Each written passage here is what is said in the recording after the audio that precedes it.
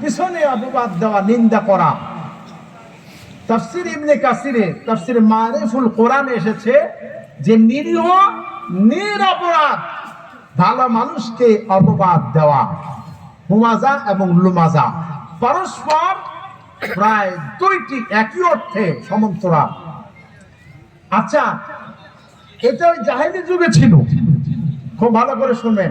ওই জাহেলি যুগে ছিল যে সামনাসামনি নিরীহ নিরপরাধ মানুষকে অপবাদ দিত, মামলা দিত, জেল খাটাতো, ফাঁসি দিত। এখন আর দেয় না। জোরে বলেন দেয়? যদি হিসাব করা যায়, আজ থেকে ১৫০০ বছর আগে নাজিল হওয়া কোরআনে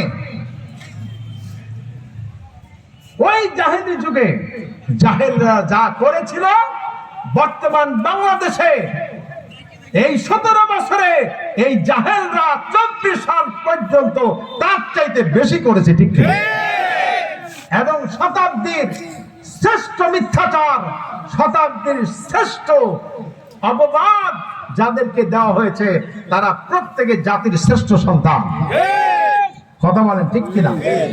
আপনাদের ঘুম ধরছে নাকি ভাই? এরা প্রত্যেকে জাতির শ্রেষ্ঠ সন্তান। কেমন শ্রেষ্ঠ সন্তান?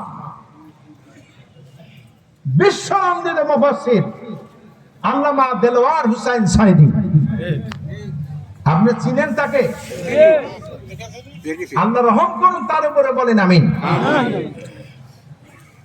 বাজে মিথ্যা অপবাদ দিয়ে জেলখানায় ঢুকানো হলো এবং পরিকল্পিতভাবে তাকে হত্যা করা হয়েছে, ঠিক কিনা?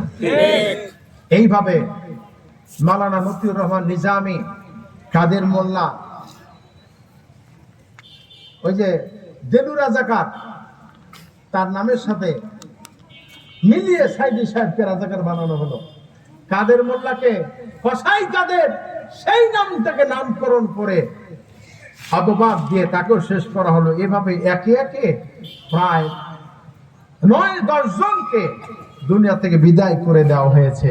এদের জন্য কি ভালো কিছু আর আশা করা যাবে? জোরে বলেন যাবে? এবারে আসুন, অপরাধ করেছে তারা।